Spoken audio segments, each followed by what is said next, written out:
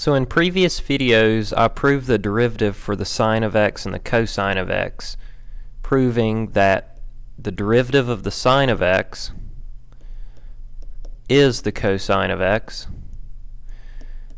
and that the derivative of the cosine of x is negative sine of x. Now in this video I want to look at some of the other trig functions, because we can use these two principles along with our quotient rule for derivatives to get our other ones. So first let's look at the derivative with respect to x of the tangent of x. First thing, we need to rewrite that as the derivative of the sine of x over the cosine of x, just using the identity that tangent is sine over cosine. And then what do you notice? We have two functions that we know the derivatives for in a quotient, so we can just use our quotient rule now. So our quotient rule says our derivative will be the derivative of the top, which the derivative of sine is cosine, times the bottom left alone, so just cosine, minus the derivative of the bottom, which the derivative of cosine will be negative sine, multiplied by the bottom or the top left alone, which is just sine. And all of that is divided by the bottom squared, so we get cosine of x squared. And simply using our quotient rule to get to here, now we can simplify it, because cosine times cosine will give us cosine squared of x.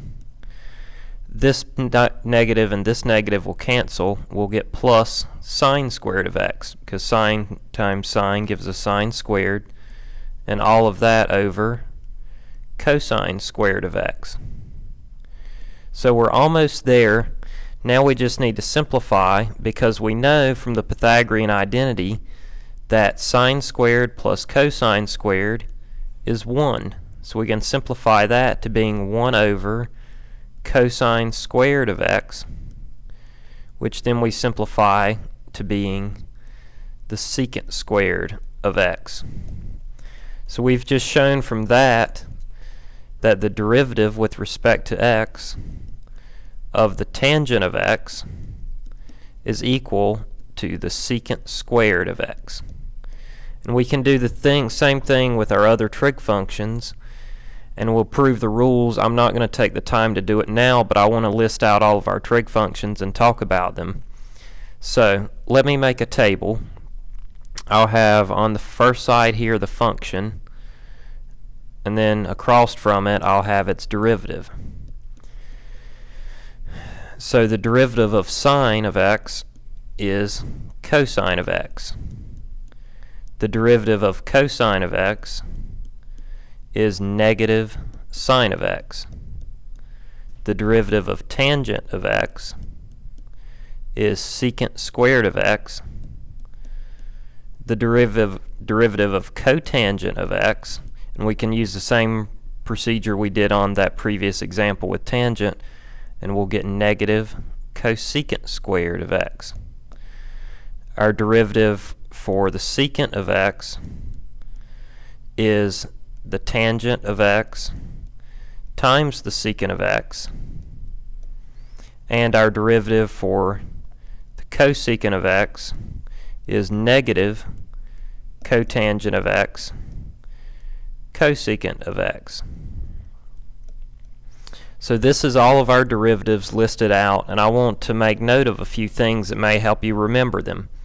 We know the derivative of sine is cosine, cosine is sine. Then when we look, the derivative of tangent is secant squared.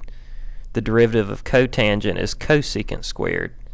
Well, tangent is 1 over cosine, cotangent is 1 over sine.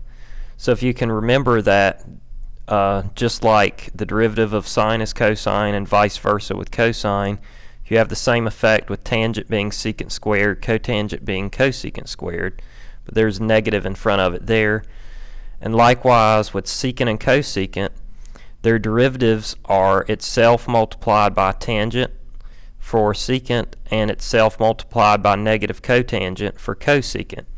So you see a pattern developing there, And a few things I think are helpful to remember.